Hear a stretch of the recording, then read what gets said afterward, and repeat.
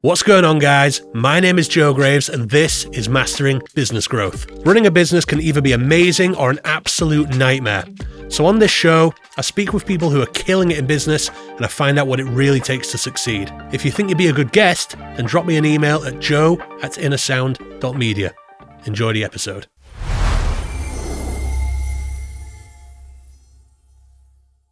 Mark, thank you so much for joining me on Mastering Business Growth.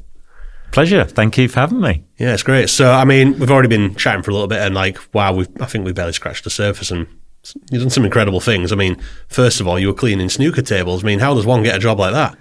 Yeah, well, that was my passion and still is all these years later. But cleaning tables, and then you just put all my money in the light meter, and that's how I used to afford playing snooker. Yeah, that's amazing. And not too far down the line, you're a 6 times bestselling author, and I've not had a chance to read this yet because I received it about a quarter of an hour ago.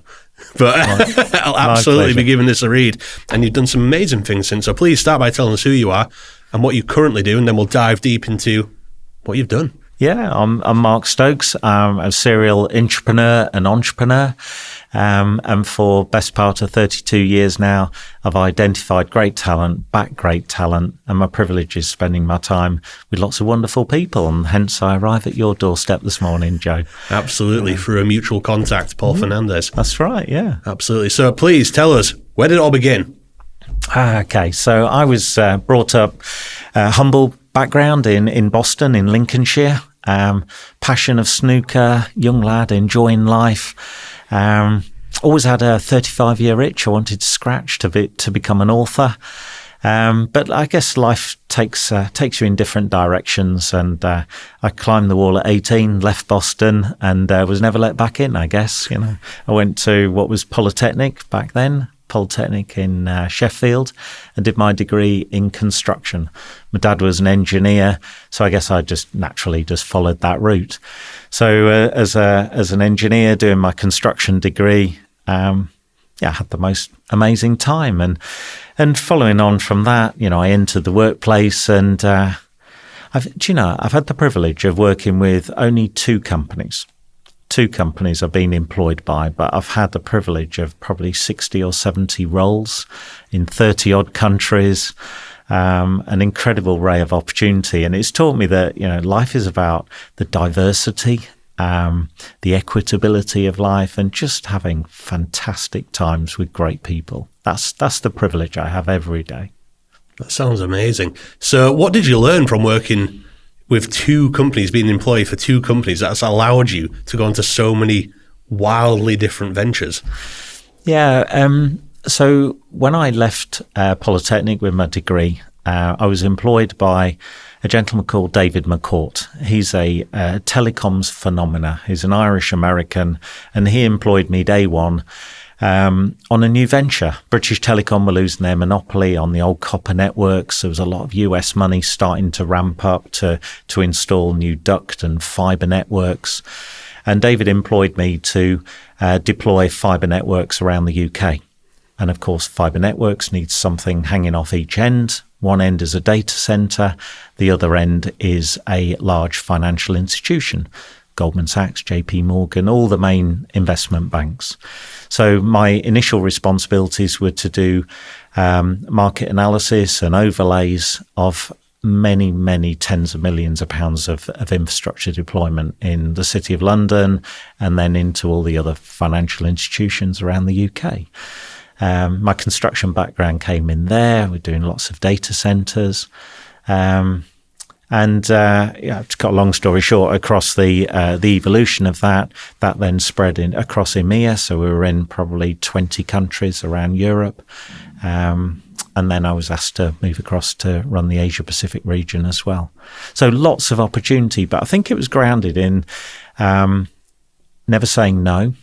I don't know whether I was the one who just stepped back last or whether I put my hand up, but I always volunteered to go the extra mile in everything I did in corporate life. I think there's always a fascination to see the inner workings of things. Do you know, I think when you, for whatever reason, whether it's just something in your gut or you get forced into, when you start going the extra mile and you see, hey, do you know what? I'm the guy, and you develop that bit of self-belief, you want to do it over and over again, don't you? You start to identify with that, and it's like, I'm the guy who's going to do something big, or I'm the guy. Tell me a bit about that. Yeah, and I'm the guy that had that insatiable thirst to understand something different. Now, in order to do that, and I wasn't born like this, I think this is something that I learned. I had to create elbow room in my life to take on those additional responsibilities. And it's normally, when somebody's looking for a volunteer, it's normally some crappy job. Something's gone wrong somewhere. And I naturally evolved into being our corporate troubleshooter as well. So any shitty job that came along in the business, it could be a contract's gone severely wrong. It could have been, sadly, an industrial accident, maybe in a sister company. It could be a power station breaching a bank long stop, phenomenally complex situations. We had a director who had a huge responsibility, massive team, disappeared off the face of the earth overnight for 3 months. Turns out had a breakdown. And I think as a corporate troubleshooter, I had to have the calmness to be parachuted into situations. Use my 2 ears and 1 mouth for a reason. Handle and absorb the emotions. Some people want to put their head under a rock. Some people just want to vent fury at you. But disseminate great communications, but also receive the intel on the ground and make informed decisions. Did that force you to become very wise in a very short amount of time? Calm under pressure. Calm under pressure. When everybody else is fixing bayonets, putting the tin hat on. I've heard that's one of the greatest qualities a business leader can have, because that's what it is. Yeah. All day, every day, there's a problem. Don't worry, we'll sort it. Yeah. Over and over again. Yeah, exactly. And in order to do that, then you gradually understand the culture of why something's happened. As an engineer, there's something called root cause analysis. It's never the event that's happened. It's the lead up to the event and working out what really created that. Was it human error or, a cultural issue or whatever it was? Your job was to sort out the immediate problem, then go back and let's make sure this is not happening again. Right the wrongs. Absolutely. Yeah. And certainly if it was in a health and safety perspective, but irrespective, right the way across the board. But then also see the opportunity. And I think that helped me in years to come, where I started investing in people, in talent, in businesses, was to always see the good in people. Maybe that makes me deluded from time to time, but I have to be honest, I very rarely had that thrown back in my face. I'm naturally a very positive person, and in order to go into those type of life events, I've had to have an extremely positive mindset. And there's some particular grounding. It's a bit deep for me, but when I had all the hopes and aspirations of any young man, I went to my first FA Cup match while I was at Sheffield, and it turned out to be the Hillsborough disaster. And when you see something like that on film at first hand, where children as young as 10 took their last breath, it leaves something indelible on your soul. It imprints something that you can never forget. So for me, I couldn't bring those 97 people back to life. A lot of people were affected a whole lot worse than I was on that day. But it gave me that zest for life. Life's worth living. Just absolutely just give it everything. Those 97 people didn't have the opportunity to do that and live the rest of their lives. I was one of those fortunate ones that left that stadium that day. And ever since then, I've just given it everything. And whether that be in the pursuit of my corporate career, my legacy as an entrepreneur, I suppose my sporting accomplishments as well. Rather than do a tandem parachute jump, I became a free-fall skydiver with a passion of skydiving out of helicopters. That was my passion and drive. Rather than do a 5K park run, I did ultramarathon running and ran across the Sahara Desert. It's really taking things, that ultra endurance, and pushing myself, because what I needed to know to live a life well lived is how deep my reserve tank was. And most people don't dip the tank and find out where the bottom is. I remember hearing a thing very recently, which was something like, you start training when you're tired and want to give in, because that's when life gets you. It does. It's not. Yeah. Yeah. When you've been running 20 hours non-stop through the night, you're sleep deprived, you're low on water, your nutrition's all over the place, your whole body just wants to curl up and go to sleep under a hedge. There's something there that connects, and it's incredibly powerful that I think most people never really tap into. It's the incredible power of your mind and your body. Put those two together and you can achieve so much more than just simply the body can achieve, because the body will fall apart, sure as eggs. But when you put the mind and the body together, you got a positive mindset. It's incredible. So that led me into ultramarathon running and just pushing myself as hard as I could. Do you find then when you transfer this mindset you've built and knowing that, you know what, I'm pretty limitless, do you find that makes running, well, any kind of venture you're involved in, so obviously it sounds like you're changing them a lot, do you find that nothing really feels like a problem anymore, or everything's well within your ability to solve? Because there's no or rarely, I imagine, immediate physical danger involved. It's more of a... Well, I've seen the worst that life can throw at individuals. So I know what the worst can be, and I wouldn't wish that experience on anybody. But knowing that, I can contextualize the problem very quickly. I might not understand the cause of it and the details of it, but I can put it into context that, okay, we've got a drama today, but quite frankly, everybody's going home at the end of today. That's a blessing. I've got 4 children, I want to go home as much as everybody else, it's that sacrosanct of life.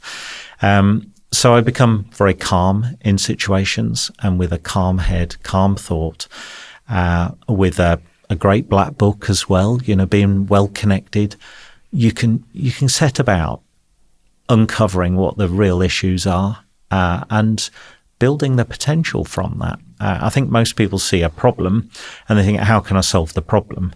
Well, generally, manifesting itself deep within a problem is a phenomenal opportunity. So going above and beyond to not just solve the problem, but work out, okay, who's it problem for? Why has that problem existed? Where is the opportunity in that? And I can see the good in everything. I can see the opportunity. It does lead, one of the challenges I've had in life is the ability to say no. And in fact, I remember reading a Harvard Business Review article back in 1999. I was on a flight out to Australia. I used to run a couple of businesses out in Asia. And the article was called "The Power to Say No." That courage of your conviction, the confidence, the self-belief to say no. And I think many of us, we maybe say yes to something and then spend the next 3 months working out how we're going to say no. So give me an example. Yeah, well, I invest a lot in businesses, so it's like an incubator hub. And over the time, you have to be very clear about your orientation, your direction, what you stand for, and also what you don't stand for as well. And you've got to have that filtration mechanism, because you can't help all the people all the time. You've got to decide, well, what is my niche? What is my focus? What's the typical avatar of a business I'll invest in? And a few times in the past, maybe I've said the right things and really like the person, but actually the business isn't investable, and it's taken another 2 or 3 months of analysis for me to actually tell people exactly how it is. Now I'm a lot more blunt, crisp, give them feedback, and that's not for me. So, it's all just a game at the end of the day, isn't it? Business. So you don't have to run a business, but we all have these little challenges we're setting ourselves, and they just happen to coincide with earning our living. So there's a lot at stake, but at the same time there's also not. So I guess it helps to keep cool, be clear, and just understand it's not personal. Absolutely right. So absolutely. You mentioned before we started filming, you've been involved in some extremely high value businesses. How do you keep cool in those situations? Are there ever times where you're like, if I make the wrong decision here, that's many people's lives at risk, or not risk, but their livelihoods, sort of thing. Yeah. What's the difference? A lot of responsibility in terms of growth. I mentioned as BT were losing their monopoly, a lot of American money coming in, very high growth that culminated in the dot-com boom. Lots of data centers. I mean, this was when the internet was getting going. So meteoric rise. And that was in personal wealth, but also in the business as well. And a lot of people were engaged in that organization.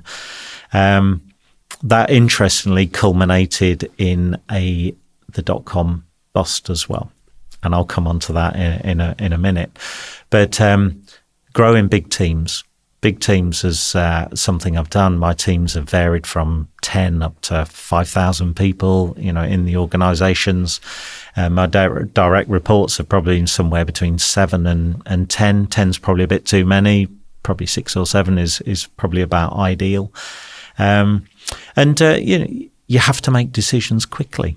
Have to be a good judge of character, engage with those people, give people the opportunity. And I've recognised at a very early age that creating the right culture is the best way to engage people. So people, they become embodied in the purpose and the ethos of the organisation, and quite frankly, they'll walk 1,000 miles over broken glass because they share that joy of achieving something incredibly special. So you have to immediately get people out of "I'm here for a paycheck." Exactly, and to do that, you have to remove the glass ceiling.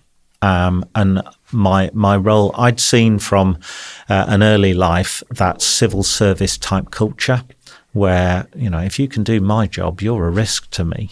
I'd seen that through various family members, and that is not in my repertoire at all. So I created a culture from the very first day I was ever employed by an organisation back in the early 90s, that I will make it my purpose that every one of my team has the ability to take over my role. I want that ascension. I want that succession plan. And I think that's why I became very successful as a corporate troubleshooter, because I created this environment where people would follow me, and do whatever it took. And we did it together. I was then able to take the next opportunity. I've only had 2 employers, but 60 or 70 roles. And every time I took a new role, that was an opportunity for people to rise beneath me and take over my role. Did anyone ever try and tell you that was a dumb idea? And did it ever actually bite you in the ass at any point? Do you know, it never, ever bit me in the arse. Right. Ever. A few people said, what are you doing that for? Somebody else could do that. Yeah, and they're still in those roles today, I'm sure. I like change. I like volatility to a certain extent. The market's changing, technology is changing, all the time. So if... there's a saying, if you do what you've always done, you'll get what you've always got. And I disagree with that. If you do what you've always done, you'll increasingly get less and less. You'll become less and less relevant in society. You won't just stay where you are. It'll be even worse. Moves. Yeah, it'll be even worse than that. You'll degrade your position. I've always been one to embrace change. It's not always been easy, but embracing change. We had back in 2000, I was brought back from the Asia Pacific region. I was based in Sydney. I was brought back at the end of 2000. There was some significant challenges in the world markets, and our ultimate corporate parent company in the States filed for Chapter 11 bankruptcy. So I got the call to say, Mark, another one of those, Mark, could you just? And it was pick a hand-picked team of a dozen people and close the entire global infrastructure business down, which was turning over about 400 million at the time, had many hundreds of people. And at the time, that was real heartache and heartburn at a level. I've known these people for 10, 11, 12 years, but I knew I was going to release them into the next phase of their life in a way that was compatible with my ethos and beliefs. I wasn't going to do this through a faceless HR process. So in some cases, I'd literally take to the stage in front of 100, 150 people and tell them exactly what was going to happen, exactly why. This is the process we're going through. Did you ever see an ugly side to people you thought were friends when you did stuff like that? Yeah, because that's what emotion does. Emotion brings things to the surface. Some people want to throw rocks at you. Some people want to swear at you. Some people will come up to you, and it's very humbling to say, "Look, that was one of the bravest things I've seen. I really appreciate your honesty. I know it's not your fault." And some people will just glaze over and won't accept the reality of the situation. But give them the ability to have those conversations. Different people process things in different ways. So I became quite accomplished at understanding how people process information and the emotion, particularly when it's being let go. People will forget what's said, but they'll never forget how you made them feel. And that was somebody told me that probably 30, 40 years ago. I was a child when I heard that, but I've heard a variation of that. Like it's not what you say, it's what people hear. Yeah. Sort of a variation, I think. Yeah. But it's how they instinctively feel. Did you make them feel uncomfortable? Did you make them feel angry? So putting it in a way that gives clarity. There's no room for misinterpretation here. Don't get me wrong. I was there to do a job. So that was a very traumatic period for all of us as a management team. But looking back on it, it was a real privilege to be able to dismantle an organisation and see how you could have done things differently, how to do it in a different way. Imagine going to 20 of your highest fee generating clients and saying to them, all that goodwill and that faith you've put in us to run your organisations for many years, we're not going to be providing that service as of today, but we want to be paid every pound up until today. Imagine, organisations just don't do that on a voluntary basis, if you like. So that had to be incredibly tactile in those discussions, and maybe I should have been time served in the diplomatic corps, but it certainly needed to draw on a lot of experience there. Yeah, I've seen smaller things give people mental breakdowns. But do you ever think things like, do you know what, if anyone was going to do it, I feel like I did it with the most grace? Exactly that. I've seen organisations out there send out 100, 200 letters that have arrived on the kitchen table, and you've literally seen people pick up the phone. It's their partner saying, "You've just received a letter. You're at notice of redundancy." At least have the courage to sit across a table, have a group meeting, have individual meetings, and do it the right way.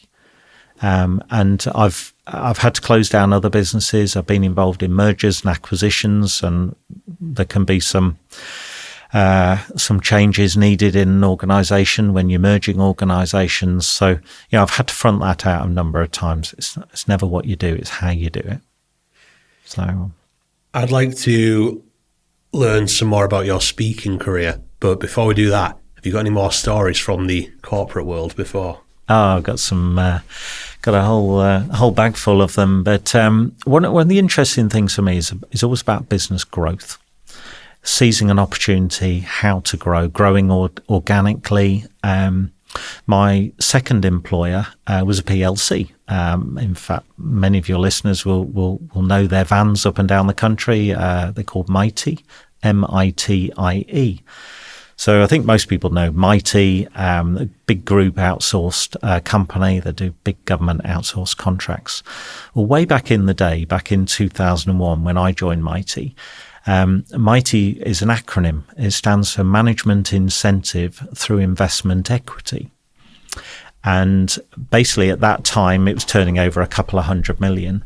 And I set up a business within Mitie with a couple of my business colleagues. We presented a business plan to Mitie. It was about design and build of data centres. It was the forerunner to their technology, energy and infrastructure business, which I ran. And they accepted the business plan. We looked at the working capital of the business. Mitie put in 51% of the working capital. And on day one of the business, myself and my two fellow directors turned up with a cheque for the other 49%. So I bought my way into a business, became a significant shareholder in a business. But what a phenomenal way of creating that leverage there, but that buy-in from a passionate group of directors. And I really like that model. It was very self-preserving as well. The founder was an incredible individual. And we grew that business to circa 40, 50 million. And we then sold our shares back to the PLC. I kept my job. My job evolved. I then became, using my corporate troubleshooting background, got heavily involved in mergers, acquisitions and growth, and also became a non-exec director on the board of a number of different businesses. But you know what, Joe? By 2014, I've got 4 children. I've been married a fair old length of time at that stage. And, I'm running 7 different companies. I know there's going to be an 8th and a 9th coming down the track, but I'm probably missing some of the best years of my young kids' lives. And I sat down with my wife, Sharon, and we said, the time's right. You've done your bit in corporate life. There are other things I wanted to fulfill. So I sat down with the chief exec. And in fact, interestingly, what most people will say is, okay, so that's when your new life started. My new life started the moment I said, I'm going to leave. Not when I told the company I was going to leave. The mindset trigger was pulled really, and it shifted. When I agreed with Sharon, right, I'll pick my time, and it actually took 2.5 months. But the moment I said, right, I'm out of here, the company was now funding my exit plan. And I probably worked just as hard, if not harder, for the next year. It took me a year to leave because there was another Mark, could you just moment? Yeah. And they wanted me to do some more mergers and integration work. So really fascinating on how you bring that positive mindset to bear. And I probably could have done a little more in terms of designing my parachute before I jumped out the company jet. But so that unfurled me into the next phase of my life. Of course. Just quickly, before we jump onto that, can you just clarify? So you basically go and buy shares in a company, make the company better to increase your share and then sell it back? Yeah. That's so simple. Yeah, but it takes a lot of backing yourself. Yeah. We had to have the intuition to pull together a business plan, the confidence, the self-belief, pull that plan together, the connections to put that plan to the PLC. Something that we thought would add value. It's about creating shared value. And I've got a 15-year background in things like ESG and creating shared value. I firmly believe that everybody should leave any deal with a sweet taste of success. So how do we create that shared value? It's not just about making profit at the expense of others. I always heard that a good deal is where everyone wins. Yeah. That's what it is. But do you know, again, where do you develop the confidence to be like, because I don't know how much you were spending to buy your initial share, but I imagine it wasn't a tenner. So again, a bit of background on me. I was never a business guy. I was a guy who was into music, played guitar, got into bands, got into recording my own band, and then became a bit of a studio thing. Other people asked me to do it. Very, very accidentally became a company to the point where we're here today. But I do a lot of businessy things, I focus on the business development, the outreach, the this, that, everything. And I never considered myself that, I had no confidence in that, to the point where we had an interesting experience around a year ago, a little less, where we brought someone in to do the commercial side of things, and they didn't do it. It didn't work out very well, and I realized, oh wow, I actually know a lot more than I realized about running a business, even if it is a small operation. It was airtight. I had things just the way I wanted them. I understood it. Where did you develop the confidence to back yourself on massive deals? I guess you could call it a risk, or to you, was it a risk? Yeah. So my background was I said yes and worked it out along the way. Yeah. Generally, if somebody's asking for something to be done, then they don't want a whole list of requests that go with, but I'll do it on this basis, and can I have this, this and this? And I had the self-confidence to just go and work my arse off, be ingenious in how I came up with that, how I embraced. And again, people tend not to ask you to seize an opportunity. They tend to go and sort a problem. So I'm naturally a positive person. So out of the negative situation, where's the opportunity? And how can we grow something out of that? How can we grow a business?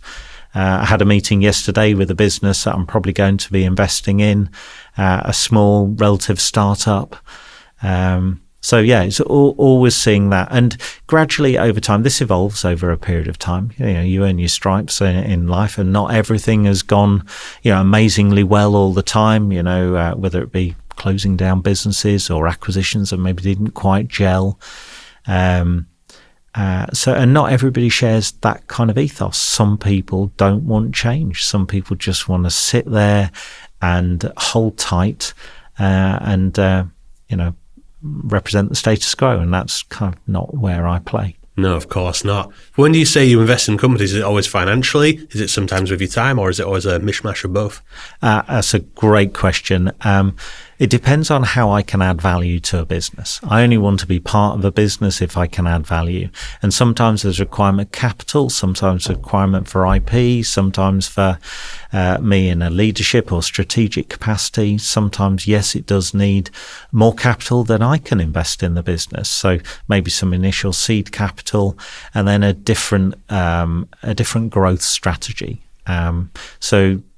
Maybe I could give you an example. So I've mentored people since 1998 in a leadership capacity, because I've always wanted them to rise underneath me so I can go on and do the next best thing as they soar in their careers. That's that creating shared value. So I had a mentee joined. His name's Jake.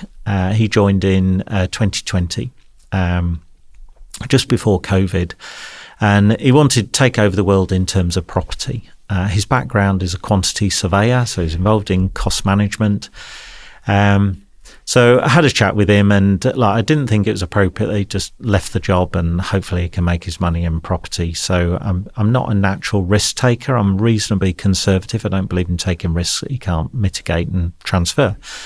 So Jake and I had that conversation. I said, well, look, you are clearly passionate about quantity surveying.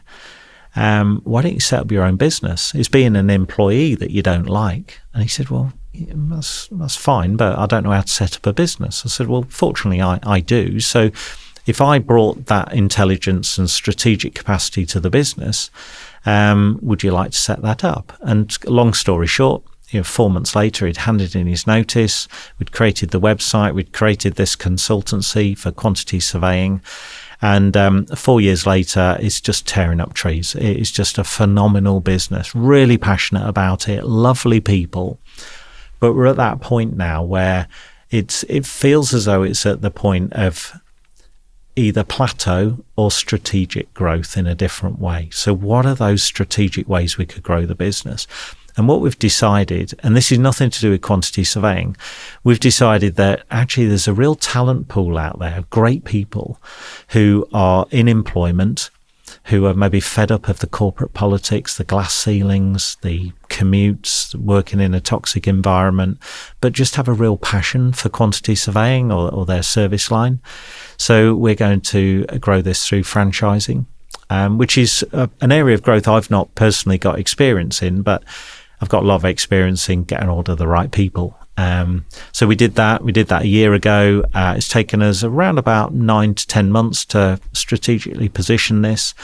And between the time of recording, the next couple of months, end of 2024, we're going to be launching that as a franchise. And there'll be between 30 and 40 franchises around the country. So again, amazing challenge, and how it's affected Jake and his life. And it's about identifying great talent, supporting that talent in whatever way I can. And as they say, the rising tide lifts all ships. Let's jump on to your new path. Yeah. Tell us, how did it start? What were the first steps like?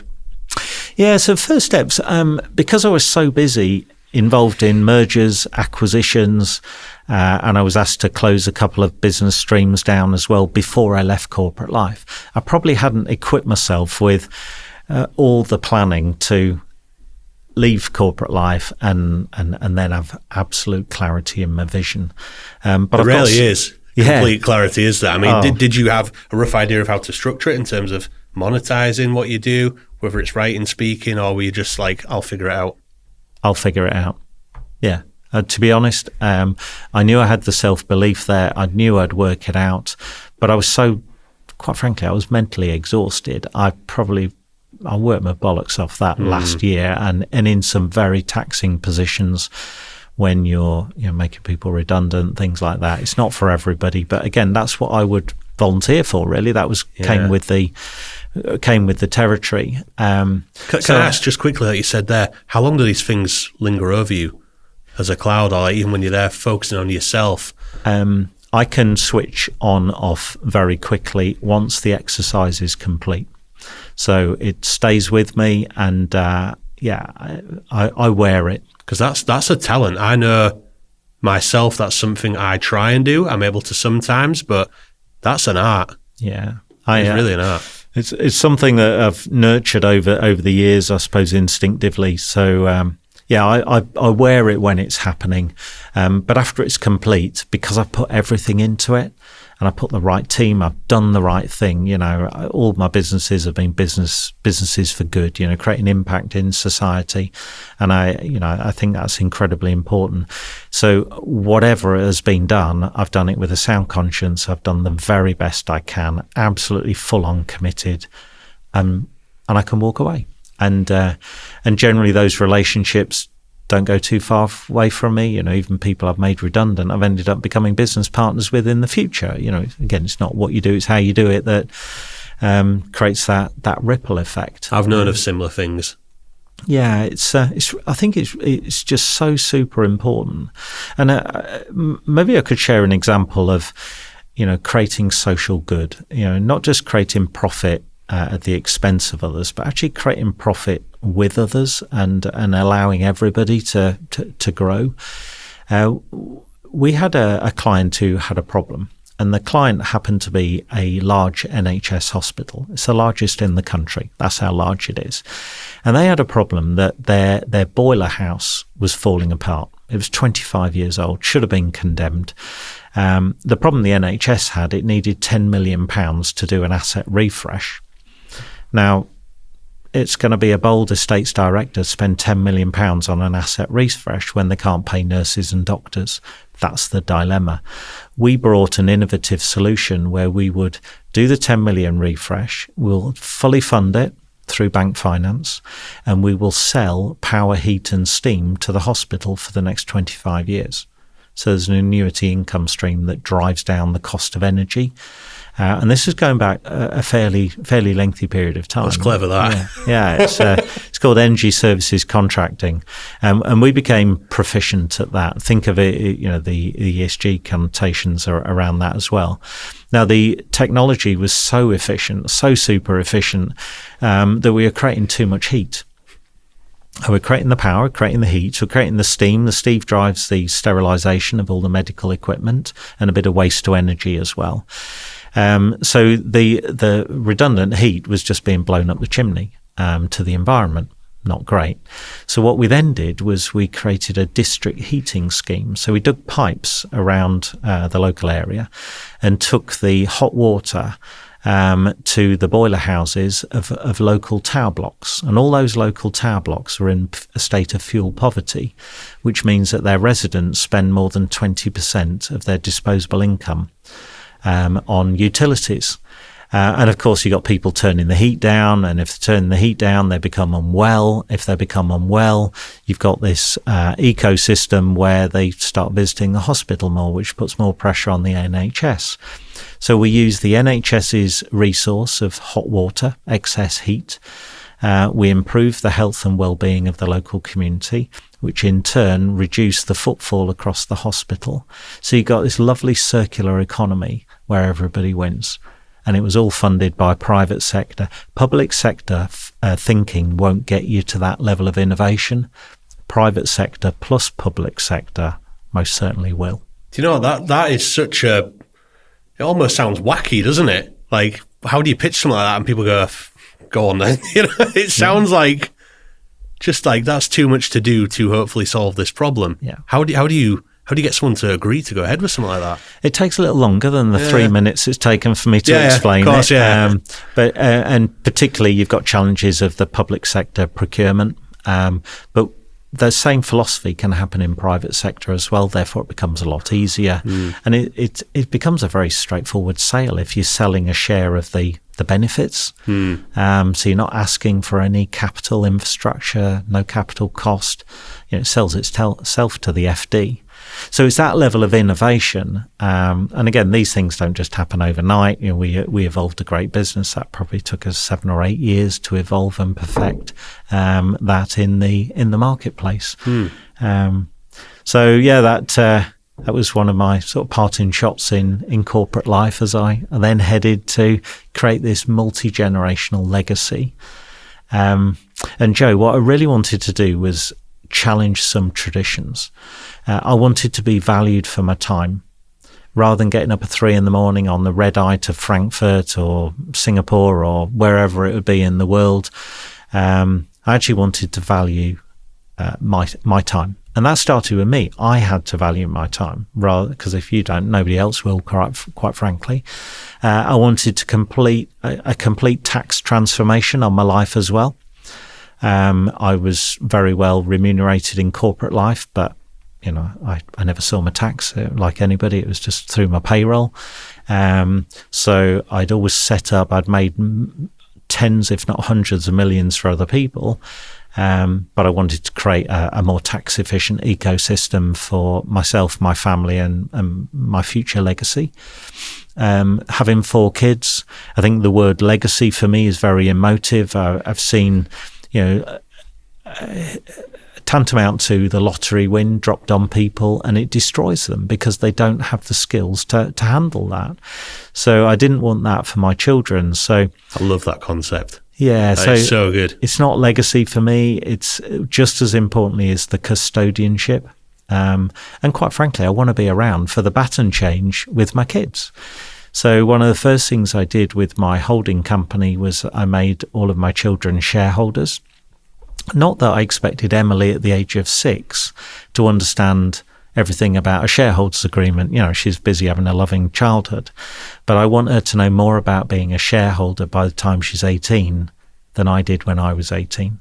And the cycle moves on another revolution, if that makes sense. Mate, I always talk to my daughter about, again, it goes right over her head, but it'll stick. It'll pop when she hits a certain age. She's 10 now, but I'm always telling her little things about making money and like importance of relationships and things that she's just kind of going, all right, Dad, sort of thing. Where it's like, she's going to get to a certain age, all her pals are going to be getting regular jobs, and she'll just know how to make £1,000 tomorrow if she needs. Yeah. I think this is so important. That is such a good idea that you're doing that. So my second eldest son, Jack, he said, Dad, I really want to have a MacBook Pro. And this was going back a few years. I said, sure, absolutely no problem. How are you going to afford that? Not, that's expensive, you can't. But how are you going to afford that? Oh, I was kind of hoping you'd buy it for me. No, that's not going to happen, Jack, but I'll help you buy one. So how do we earn money? And he's looking around the house and trying to find things, and there's only so much shit you can sell on eBay, isn't there? And he worked out, we had about 3 acres in Surrey at the time, and he worked out that he could sell logs and kindling, £5 a bundle to local neighbours. Generally, that was the logs and kindling that I'd been chopping, by the way, so anyway, we had to have a bit of adjustment there, so he understood the effort. But anyway, to cut a long story short, after a year, he'd saved up his £1,000 or whatever it is to buy a MacBook Pro. A year, that is incredible, because a year to a kid is like 10 years. Yeah, he was probably about 10 at the time, 11, something like that. Wow. So Sharon and I sat down with him, and we taught him how to use a spreadsheet, which the schooling system doesn't even begin to start. So we sat down with him and said, look, you've been going with this 10, 11, 12 months, and you've now got £1,000. You can now buy your MacBook Pro.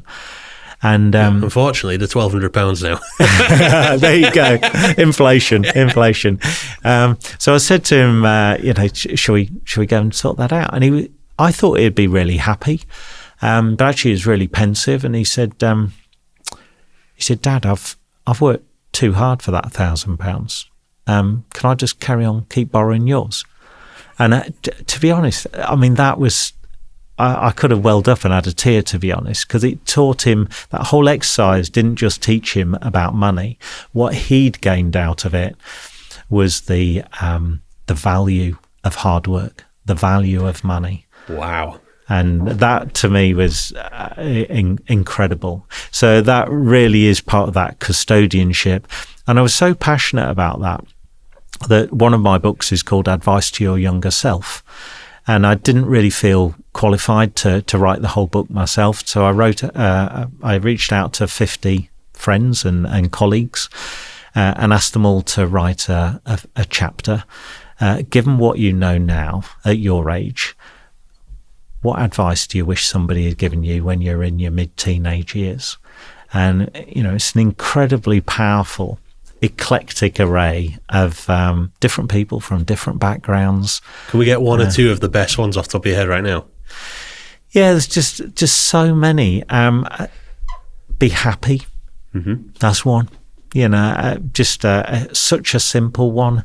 Valuing your time. I mentioned that one before. The analogy of the jar with the rocks, sand, and pebbles. Have you? I have, yeah. Yeah. So that was another example. But there's so many life experiences, almost too many to mention. But that eclectic ray where everybody is positively focused on the next generation. And I found that immensely gratifying. And of course, everybody in our businesses, generally they've all got life partners. Many of them have got children. Some of them have got grandchildren. So really powerful, paying it forward. Yeah. Do you know what? I've got one that I don't know if it's in your book and I've never heard it anywhere else, but it's one that I've realised myself in the past 3 months. Don't try and make money. Find where money already is and go there. Yeah. I don't know if that's common or not, but that to me is now so clear. Yeah. Again, since we got into, like I say, off the back of this, we partner with companies for introducing them for introducer fees. And it's like, okay, well, you guys don't really make enough money, so I'm probably not going to put the same time and effort to do it. Go where the money is. And it's like, okay, it's worth the time and effort there. Absolutely. We've got a recent example of exactly that. So part of what I do a lot of commercial conversions in property. So taking old redundant property and transforming them, repurposing them for the next 50, 100 years or more. And we're seeing a lot of, with some of the changes in the marketplace, a lot of completed commercial conversions into residential available out there. And you think, well, all that money, how am I going to afford to buy big stock like that? Well, the money's often already in the deal. We find the vendors already are there. They've got the money, and maybe we can re-engine. It's about financial restructuring. Creating shared value. They win, we win. But unless you know the true pain of what they're going through at the moment, you can't bring a solution to bear. So, we're seeing that, and it's people who maybe thought they had access to only a few £100,000 will remain at that kind of level, accessing a few dozen. If you want to access many tens, if not hundreds of apartments in our case, you've got to think of the problem differently. You've got to alter the angle of your trajectory to get to a different place. Your actions need to be transformed at a different level. And I think that's why it's so important to have huge goals, because the actions to just grow by 5% each year, those actions are going to be completely different to you feel like you can do it with minimal effort, don't you? Yeah. But do you know what? Speaking of, first of all, how would you know these things in the first place? You mentioned earlier your black book of contacts and whatnot, and this is something I'd like to talk about. So I want to talk a bit about business development as a whole, no matter what you're working on. Have you ever found that just speaking with people, almost anyone, you just learn things where it's like, thank God I had that conversation. Thank God I met that guy. Thank God I was introed there just from chatting to people. Absolutely. There is immeasurable value. As long as you go into that conversation with an open mind. Yeah. If you go into that conversation with a sniper rifle dot on their forehead thinking, are they good for a few quid? That's you just it. miss so much opportunity. Do you know what? So I told you I went to this expose thing the other day, and I went with one of my business partners, and he said, like, so I've never been to these kind of things, and I think he specifically said, like, right, you're going to meet some wankers today. I was like, all right, because there's like some people who are like, they'll suss you out in 1 second, kind of make money off you right now. And then one of them, I think it was one of the first guys, and he was like, well, we don't work in that. He's like, right, well, I'm going to, sort of, try find them. It was like, all right, I mean, we have ways, you definitely could have made money off us. But immediately, like, what a dick, you know what I mean? Yeah. Just like that, like, I'll never speak to you again, It was fascinating. Like, you can't think that small. Some of the biggest money I've ever made has come from the weirdest places. Or like, I was lucky to meet that one guy at that one right time, and just be good. Yeah. What was it you were telling me earlier about not being a dick? What was the example you gave? If I have an apple and you have an apple. Yeah, so if I have an apple and you have an apple and we swap apples, both of us have still got one apple. Yeah. If I have an idea and you've got an idea and we swap ideas, we've both now got 2 ideas. I suppose it's the concept of the mastermind, isn't it? And growing together. So yeah, I absolutely love sharing great ideas. It's the privilege of my life is working, enjoying the company of just wonderful people, open-minded, and there may be nothing in business that we've got anything in common. I was having a conversation with a good friend of mine this morning. His father was involved in the Vulcan program. I mean, that iconic Vulcan bomber, absolutely phenomenal. And we just sat there for 20 minutes talking about the experience of Vulcan and their long-range bombing missions and various things. I just find that absolutely phenomenal. It really appeals to some of my interests. But equally, you can have some phenomenal people. And I was sharing with you earlier on, when we signed and became shareholders in the company within Mighty, one of the PLC directors, he pulled me aside and he said, Mark, I've got a really good feeling about this business. There's going to be a lot of growth here. For that growth, your leadership's going to be paramount. You're going to be employing a lot of people. Would you mind if I gave you one piece of advice? I said, absolutely, Colin, no problem at all. He said, my one piece of advice as you grow that team is no wankers. And he's absolutely right. They just, I haven't got time for them in my life. I can't do small talk, tittle tattle. They just start fires everywhere. I can't do negativity. I've got to be around positive people.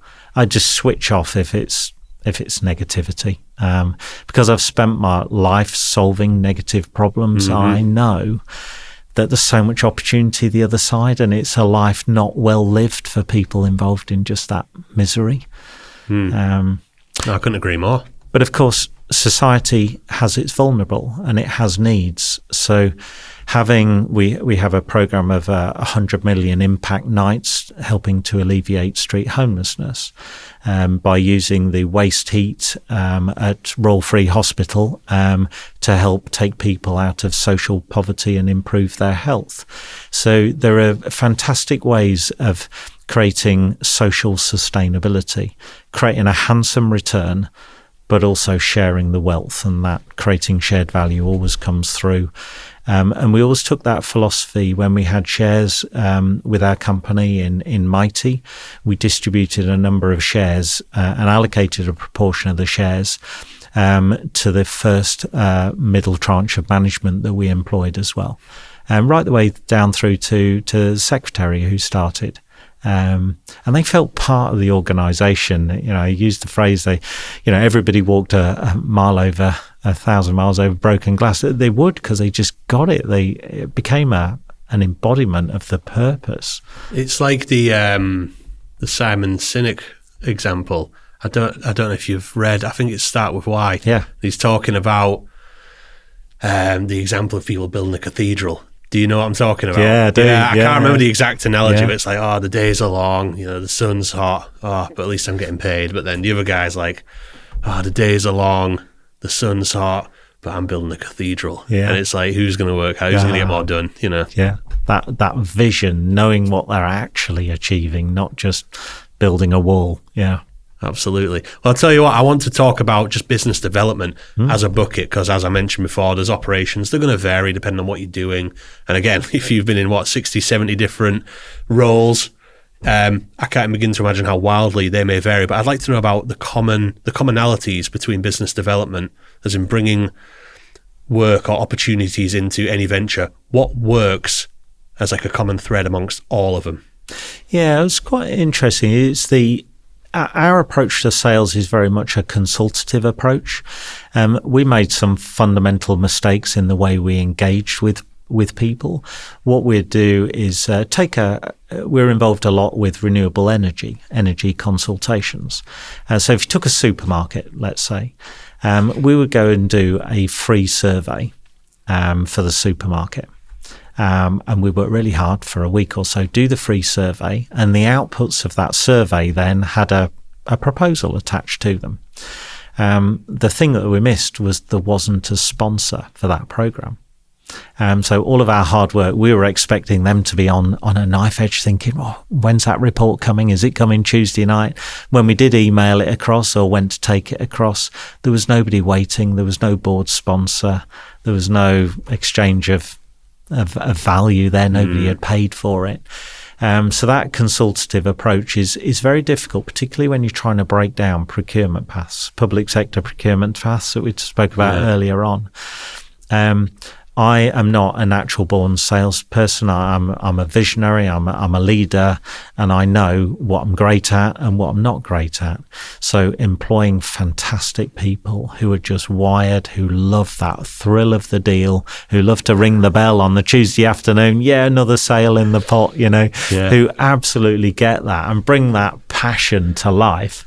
So it comes back to me about employing great people who don't just get the product, but believe it. They believe the purpose, and they're inspired by what the product does for society. So in our case, we would be selling asset refreshment, but actually creating good for society.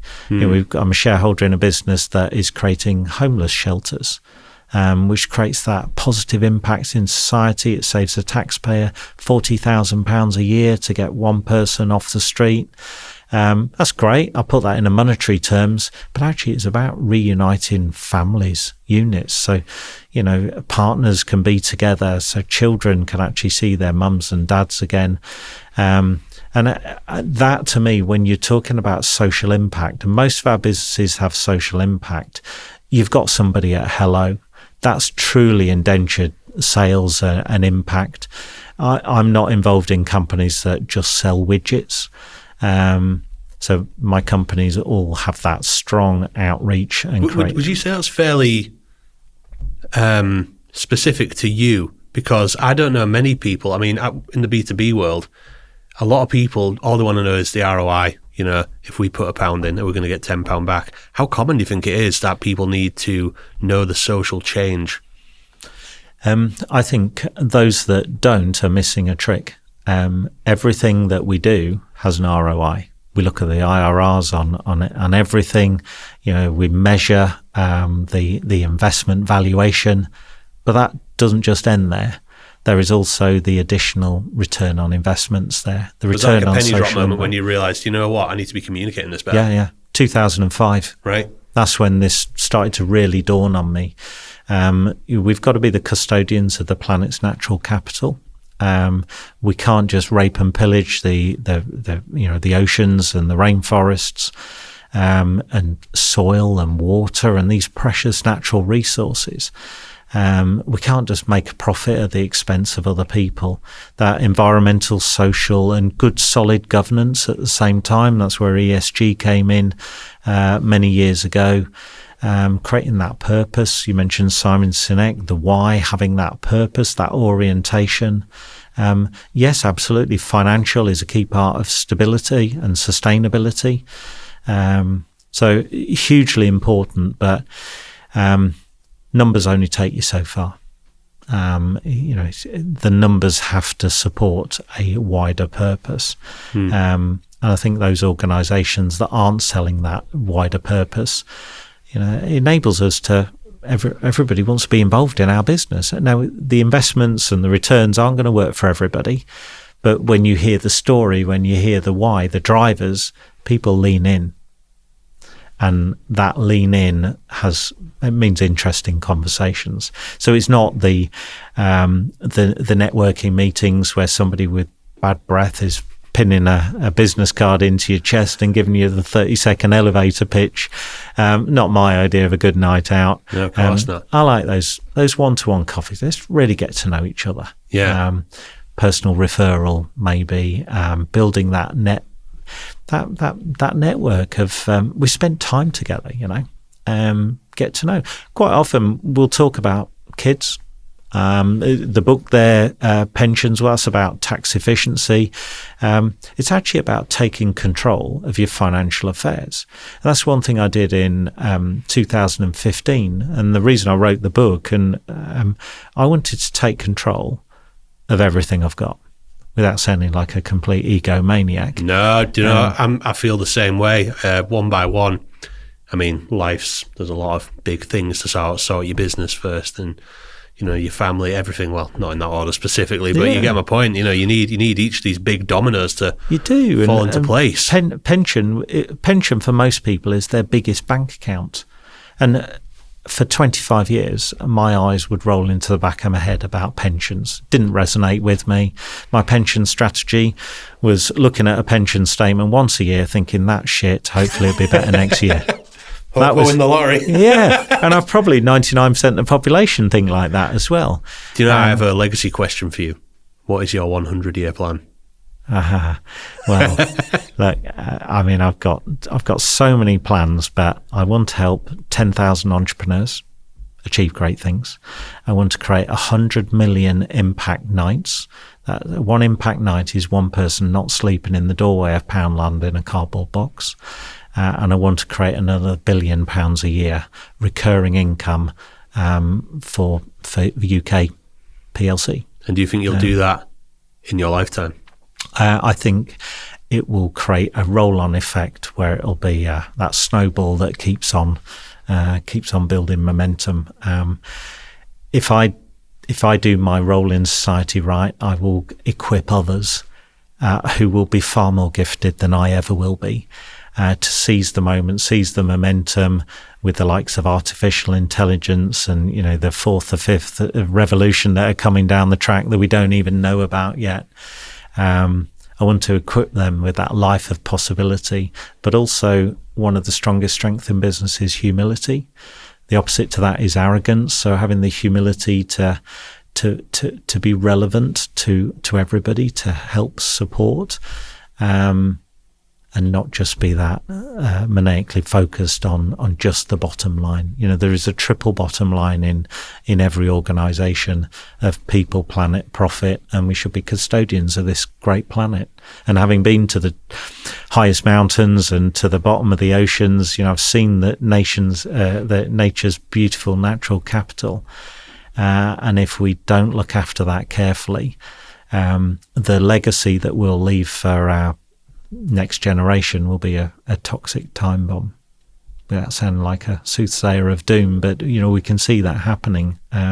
So equipping the next generation to take on my work to the next level, and taking ownership of my pension was a big example of that. My business partner, he passed away at the age of 54. Really fit guy, Pete was.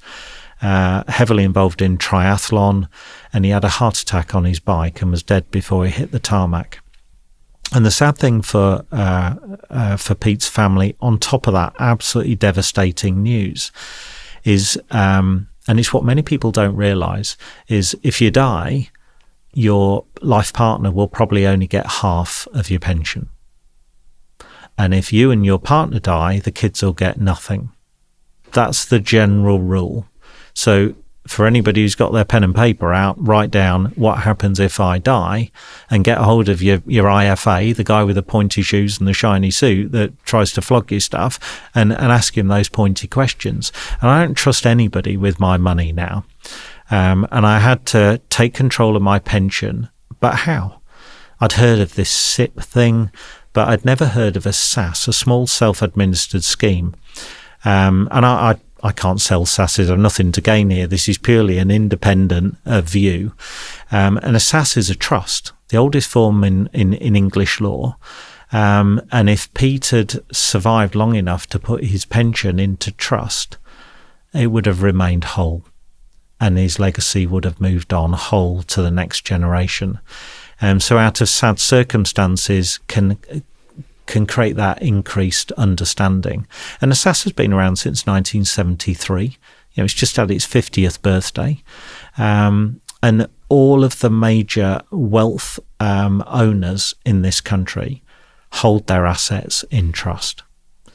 And I think it's incumbent on all of us not just to work hard to earn, but you've got to earn, protect, invest, earn, protect, invest. And it's a cycle, and we want to increase the revolutions there. And the more we can do that, the more we can help create positive social impacts as well. So that's where a SAS pension sits in my ecosystem, and I think it's something that every single business owner in this country must know, must understand. It will save you tens, if not hundreds of thousands of pounds each year. In that case, thank you very much. Well, it's a gift that keeps on giving there. As an example, if I were to ask 1,000 business owners, what is the maximum pension contribution you can put into your pension each year? I think everybody would come back and say it's £60,000 a year. Well, the answer to that is, if you've got a SAS, it's £500,000. You don't know what you don't know. And that was my voyage of discovery. That was the humility of, okay, I don't know anywhere near enough about my personal economy. And I retired from corporate life at 44. Why is this kept so secret then? Why does no one know? Because very few people make any fees out of it, quite frankly. Yeah. So your IFA, I don't think there's any IFA out there who would ever tell anything about a SAS pension to anyone, because there isn't any fees. This is about taking control. And that's why it's not for everybody. That's generally why it's often called a director's pension, because it's the preserve of those that are prepared to take accountability. Because the money will just sit in a bank account in your trust and rot away with inflation, like any bank account. So you have to be equipped with responsibility to do something. You need a strategy. And that's why directors, business owners are very well equipped and adept to that entrepreneurial mindset of achieving that. You can see why I've got so much passion for this. Now pensions are almost sexy, aren't they? Because they actually enable you. You can use your pension to buy property, use your own. I helped somebody recently as a mentee. They said, can you help me restructure my affairs?